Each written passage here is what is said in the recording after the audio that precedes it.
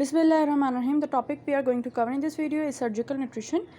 और again important topics, metabolic effects of starvation कहाँ से शुरू होते हैं, कैसे शुरू होते हैं। पहले 12 घंटे जब आप रोज़ा रखते हैं, फास्टिंग मोड पे होते हैं, पहले 12 घंटों में आपका प्रीवियस मील सारा का सारा हो गया डाइजेस्ट, प्लाज्मा इंसुलिन कर जाता फॉल।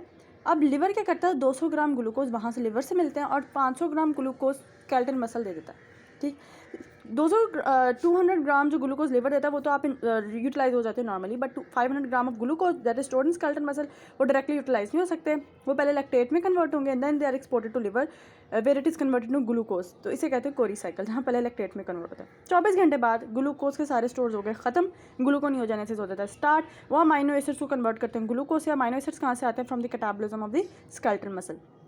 और glycerol, the breakdown of the glycerol provides free fatty acids, free fatty acids का कहते हैं कीटोन्स, और कीटोन्स प्रोवाइड करते हैं the primary fuel for the central nervous system, brain को।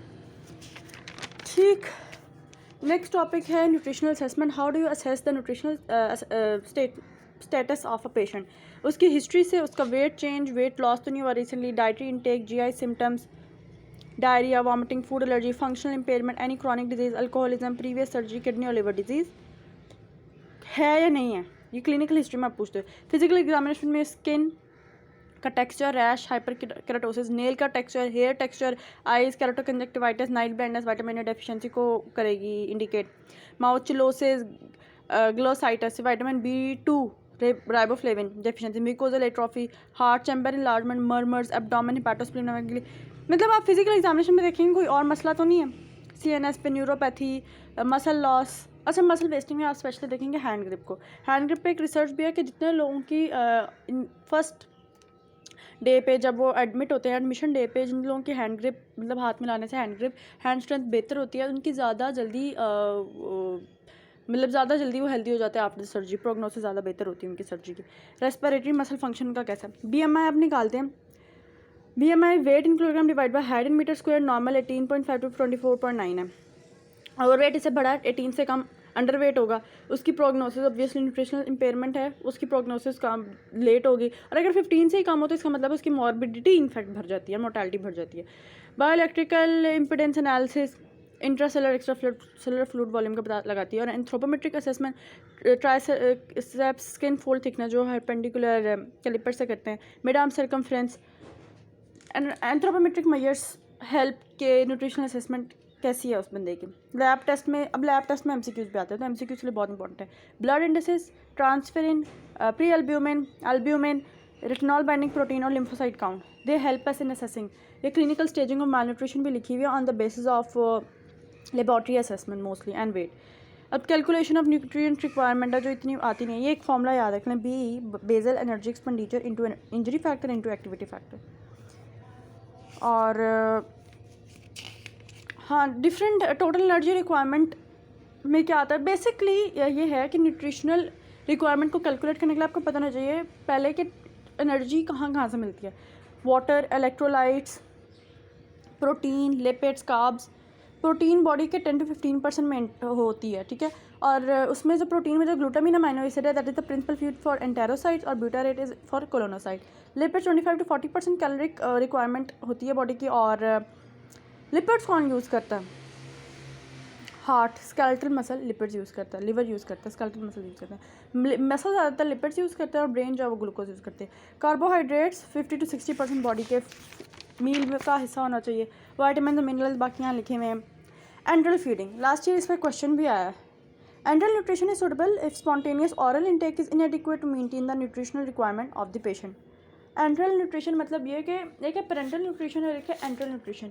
और एंट्रल न्यूट्रिशन से मुराद ये कि खाने की जो नाली है मुंह के बजाय कहीं और से खाना उसके अंदर जाए। जैसे कि 70-year-old male suffering from advance carcinoma of oesophagus. Oesophagus मतलब मुंह से तो खा नहीं सकता कोई, और टोटल एंट्रल न्यूट्रिशन कोई और तरीके से खाना आंतों में ही जाए।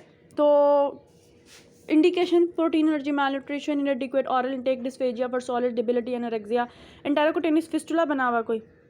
कॉन्ट्राइंडिकेशन ये है कि बाउल ऑब्स्ट्रक्शन है, आगे पढ़ेंगे, आइलियस ऑब्स्ट्रक्शन, डायरिया, फिस्टुला बना हुआ है, स्वे पैंक्रेटाइटिस। अब रूट्स के एडमिनिस्टर करने की, यहाँ तो ऑरल एंट्रल फीडिंग ऑब्वियसली मुंह से, नेजो गैस्ट्रिक ट्यूब या नेजो एंटेरल ट्यूब डाल दें। Tube gastrostomy and tube enterostomy. Enterostomy में जिजनोस्टमी भी हो सकती है, फीडिंग जिजनोस्टमी, फीडिंग गैस्ट्रोस्टमी। तो इसमें लिखा हुआ था the methods for total enteral, 2 methods के नाम लिखने थे विच आर अवेलेबल, तो फीडिंग गैस्ट्रोस्टमी और फीडिंग जिजनोस्टमी। और रिलेटेड उसने कॉम्प्लिकेशन पूछी है टोटल एंट्रल न्यूट्रिशन की। हम आगे बढ़ते हैं। तो रूट क्या है? ऑरल सप्लीमेंट्स आप दे सकते हो, नेजो गैस्ट्रिक, नेजो जुजनल दे सकते हो। और इसने बताया कि अगर गैस्ट्रिक आउटलेट ऑब्स्ट्रक्शन है ना, तो सिर्फ आप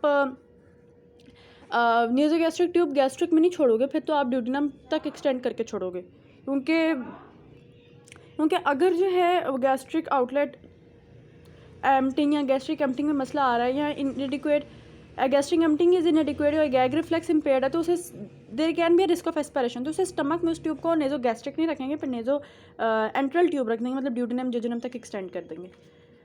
और जी नेजो गैस्ट्रिक ट्यूब में एक चीज़ का ख्याल रखना कि इसमें से सिर्फ लिपिड्स पास कर सकते हैं, लिपिड्स देने हैं आपने, है नहीं सॉरी इसमें नहीं, वो नेजो टोटल पेरेंटल में। गैस्ट्रिक ट्यूब ट्यूब गैस्ट्रोस्टमी या ट्यूब एंट्रोस्टमी ये हम तब लगाते हैं, अच्छा जो नेजो गैस्ट्रिक ट्यूब है तब लगाते हैं जब आपने जो फीडिंग है लेस देन 6 वीक्स तक उस पेशेंट रिकवर कर सकते, तो छोटी फीडिंग ड्यूरेशन है। अगर ज़्यादा लंबा है, more than prolong 4 to 6 weeks है, 6 वीक्स तक जा रहा है उससे ज़्यादा है, तो फिर आप ट्यूब गैस्ट्रोस्टमी या एंट्रोस्टमी करते हैं। इसके साइड इफ़ेक्ट्स है, अच्छा उसने क्वेश्चन पूछे हैं ना कि रिलेटेड गैस्ट्रो इंटेस्टाइनल मेटाबॉलिक और इन्फेक्टिव क्या क्या कॉम्प्लिकेशंस हैं। इन्फेक्टिव में तो आप ये लिख सकते हैं necrotizing fasciitis, intraabdominal abscess, sepsis, persistent gastric fistula, ठीक। और complications relating to feeding tube, malposition, breakage, leak, perforate कर गई इंटेस्टाइन को, परफोरेशन के अपने अलग मसले के, air under the diaphragm, peritonitis करा दिया, abscess, fistula formation, intestinal obstruction, tube blockage, aspiration, erosion of the skin and mucosa, dislodgement, migration, breakage और लीकेज।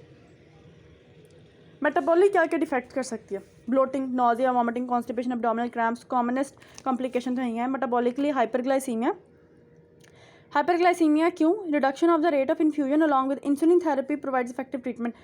हाइपरग्लाइसीमिया क्यों? क्योंकि फूड अब आ रहा है डायरेक्ट और इंसुलिन को तो खबर ही नहीं पहुंचती, जब जितनी इंसुलिन रिलीज़ होती है वो कम रिलीज़ होती है और खाना ज़्यादा एकदम आ जाता है। इसको कैसे ट्रीट कर सकते हैं आप? इंसुलिन का इंजेक्शन, इंसुलिन थेरेपी, इंसुलिन साथ दें, इंसुलिन थेरेपी साथ इन्फ्यूज़ करें खाने के टाइम के साथ। अच्छा दूसरा enteric infection, persistent diarrhoea. Persistent diarrhoea क्या कर देता? डायरिया तो कराती है metabolic acidosis, electrolyte disturbance, drug interaction, vitamin mineral and trace elements की डेफिशिएंसी। ये हो गए हमारे पास फीडिंग रेजिम या मेटाबॉलिक डिसऑर्डर्स। दूसरा आता है हमारे पास पेरेंटल न्यूट्रिशन। पेरेंटल न्यूट्रिशन ये है कि एंटरल मतलब खाने की फूड कैनाल, खाने की नाली छोड़ के सारी कोई भी ऐसी पेरिफेरल चीज़ जैसे पेरिफेरल वैस्कुलर सप्लाई वहाँ से खाना भेजना। Is defined as provision of all nutritional requirement without the use of gastrointestinal tract. It is employed where intestinal failure हो, जैसे पता है indication obstructed, gut is short, fistulated, inflamed, ileus, तो तब आप लगा सकते हैं। लेकिन खुदा ना खास्ता अगर किसी को CCF है, blood dyscrasias uncontrolled diabetes mellitus या फैट मेटाबॉलिज्म डिस्टर्बेंस है, तब आपने नहीं लगाना, it's contraindicated. Route of delivery अब सिफेलिक बेजालिक से लगा सकते हो या central subclavian internal jugular vein, वहाँ सेंट्रल लाइन उसे कहते हैं। TPN में हाइपर और स्मॉलर और लो pH खाना जाता है, स्पेशली लिपिड्स का, लिपिड बेस्ड सोल्यूशन जाता है, तो पेरिफेरल में कम ही लगाते हैं because it causes thrombophlebitis and venous thrombosis. Central ही ज़्यादा देते हैं। स्ट्रिक्ट एसेप्टिक मेजर्स हों, सिंगल ह्यूमन कैथेटर इस्तेमाल किया जाए और स्लो रेट रखा जाए less than 3 litre per day. ये तीनों जो है ना बहुत ख़ास हैं जो इंसान को रखनी चाहिए। और फिर ये कि जब आपने सेंट्रल वेनस लाइन लगा दी है तो इसका एक्सरे लें कि क्या पक्का जो है वो वहीं है, इंटरनल जुगुलर वेन में है कहीं और उसने कहीं जगह फाड़ तो नहीं दी, परफोरेशन तो नहीं कर दी दैट कॉजेज निमोथोरैक्स। फिर ये कि आपने उसे हेपरिनाइज भी करना है। 1 मिलीलीटर हेपरिन को 10 मिनट में डालते हैं पानी में, सलाइन में, और फिर उसका सिर्फ एक पोर्शन हर 4 घंटे बाद, शायद हम आगे पढ़ेंगे जो केयर होगी ना CV लाइन की, उसका हेपरिनाइज भी करते हैं ताकि क्लॉट्स ना बने। Composition volume of TPN should be 2 to 4 litres and this should provide at least 1500 से 3200 किलो कैलोरीज पर डे। और जी how do you monitor parenteral nutrition, ये थोड़ा सा है क्योंकि इसका क्वेश्चन आया भी, इट्स इंपॉर्टेंट। जो आपने क्लिनिकल मॉनिटरिंग करनी है ना वो हर दिन देखनी है, kind of fluid balance, vitals, weight, catheter ख़राब, कैथेटर की साइड पे कोई इन्फ्लेमेशन, सेप्सिस वगैरह तो नहीं हो रही, और फीडिंग लाइंस को सिर्फ फीडिंग पर्पस के लिए यूज़ करना, ब्लड नहीं लगाना। बायोकेमिकल मॉनिटरिंग में कुछ है जो आपने डेली करनी है, कुछ आपने इलेक्ट्रोलाइट्स जो है वीकली करने हैं, कुछ मंथली करने हैं। डेली में सोडियम पोटेशियम, इस तरह याद रखें, सोडियम पोटेशियम इकट्ठा, रीनल फंक्शन के लिए यूरिया क्रिएटिनिन इकट्ठा और ग्लूकोज। वीकली में CBC, liver function test, calcium magnesium phosphate, 3 electrolytes यहाँ काफ़ी ज़्यादा इलेक्ट्रोलाइट्स हैं। मंथली में आपने माइनर जो ट्रेस एलिमेंट्स है, सिलीनियम, जिंक, कॉपर और यूरिनरी इलेक्ट्रोलाइट। ठीक, हाँ, कॉम्प्लिकेशन रिलेटेड टू TPN के कॉम्प्लिकेशन बहुत लंबे चौड़े हैं और क्वेश्चन आ सकता है। रिलेटेड टू फीडिंग कैथेटर, यहाँ तो इंसर्शन में मसला आया, कैनुलेट करने में मसला आया, failure to cannulate, haemothorax, perforation होगी, cardiac perforation, tamponade, cardiac arrhythmia भी हो सकता है, ड्यूरेनिक thoracic duct injury, brachial plexus injury, mediastinal haematoma, arterial puncture, pleural effusion, air embolus, catheter related infection, central venous embolus या थ्रोम्बोसिस बन गया, thrombotic infection हो गया। मेटाबॉलिक क्या हो गया, हाइपरग्लाइसीमिया, हाइपरोस्मोलर डिहाइड्रेशन, या TPN जो ही फौरन ख़त्म किया तो it lead to reactive hypoglycaemia, hepatic steatosis, cholesterolaemia, hyper triglyceridaemia, hyponatraemia, hypokalaemia, और नेट्रीमिया कलीमिया है तो उसके opposite hyperchloraemia, hyperchloraemic acidosis. Why? Because of excess NaCl administration. Zinc ख़त्म हो जाएगा, क्रोमियम, कॉपर, डिरेज, LFTs, एसेंशियल फैटी एसिड्स चले गए, क्रॉनिक डेफिशिएंसी सिंड्रोम। एक है हमारे पास है रीफीडिंग सिंड्रोम। रीफीडिंग सिंड्रोम क्या होता है? बॉडी में जो ही TPN में बंदा होता है, TPN से बंदा ख़त्म करता और आता है रोटी पे और नॉर्मल ऑरल डाइट पे। ऑरल डाइट हमारी मैक्सिमम कंसिस्ट करती है कार्बोहाइड्रेट पे। जो ही इतने ज़्यादा कार्बोहाइड्रेट मिलते हैं उस बंदे को, जब बंदा नॉर्मल हॉस्पिटल में होता है तो उसके फैट्स यूज़ हो रहे होते हैं, ठीक। और उसको TPN में भी क्या मिल रही होती है? लिपिड की डाइट ही मिल रही होती है। अब एकदम वो फैट मेटाबॉलिज्म से शिफ्ट करता है ग्लूकोज के मेटाबॉलिज्म पे। और कार्बोहाइड्रेट किस तरह वो होते हैं? ग्लाइकोलिसिस होती है, इनका क्रेब्स साइकिल से गुजरता है। ग्लाइकोलिसिस में you require phosphorus to phosphorylate. तो फॉस्फोराइलेशन इतनी ज़्यादा कार्बोहाइड्रेट आ जाते हैं और इतनी ज़्यादा फॉस्फोराइलेशन हो जाती है ग्लाइकोलिटिक प्रोडक्ट्स की, बॉडी में हो जाता है फॉस्फेट ख़त्म, हाइपोफॉस्फेटीमिया, हाइपोकैल्सीमिया, हाइपोमैग्नीसीमिया। और जब फॉस्फेट कम होते हैं तो जो ATP भी तो फॉस्फेट से बनता है ना, उसमें भी तो ट्राइफॉस्फेट लगते हैं, ATP हो जाते हैं डिप्लीट, बॉडी में रहती नहीं ATP। This complication lead to severe congestive cardiomyopathy और वेंट्रिकुलर स्ट्रोक वॉल्यूम भी डिक्रीज कर जाता है, बड़े मसले होते हैं।